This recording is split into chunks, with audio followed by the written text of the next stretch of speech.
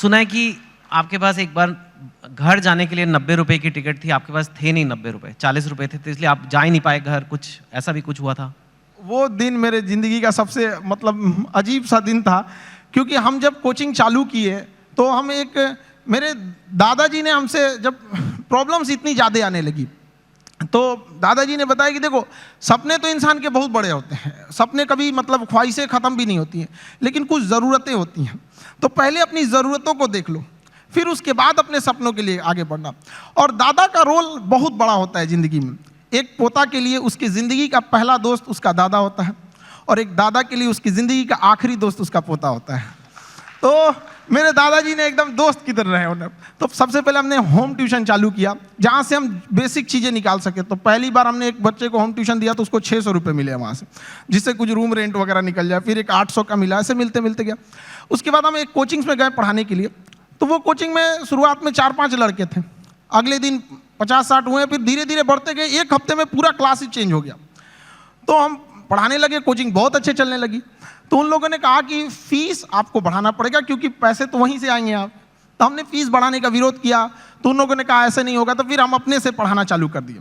तो हमारी कोचिंग में क्या हुआ कि बम चल गया, बम, एक्चुअल बम वहाँ पे धड़ाधड़ गिरने लगा। हम लोग को दिमाग काम नहीं किया वहाँ पे, और क्या किए, सारी चीज़ें तहस नहस हो गई। अब हमको लगा कि अब घर जाना पड़ेगा, और घर जाने के लिए पैसे 90 रुपये चाहिए होते हैं, हमारे पास वही 40-50 रुपये थे। तो हम कहें कि अब घर भी नहीं लौट सकते हैं, यहीं रुकते हैं, शायद कोई रोक रहा है हमें।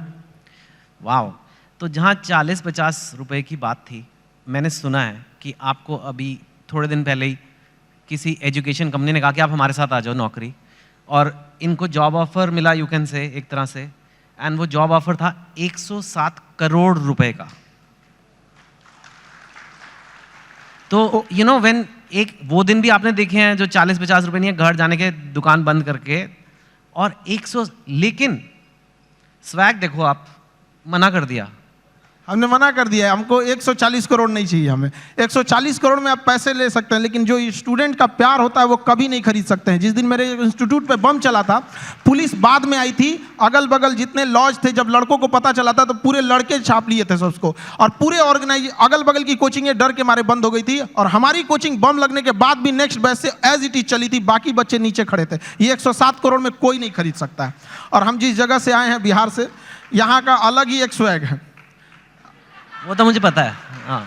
हम लोग उसका अलग स्वैग है। हमारे यहाँ किसी का दिल टूटता है तो वो मजनू नहीं बल्कि माझी बन के पहाड़ तोड़ देता है। अरे बाप। हमारे यहाँ हर जगह उगते सूरज की पूजा की जाती है, हमारे यहाँ डूबते सूरज को भी पूजा किया जाता है। हमारे यहाँ युद्ध से पहले बुद्ध पढ़ा दिया जाता है। तो हम उस जगह से आए हैं जहाँ पे अगर किसी को ऐसा लगेगा कि उसको दबा के उसको रास्ते से हटाया जा सकता है, तो नहीं हो सकता है वो। अरे वाह।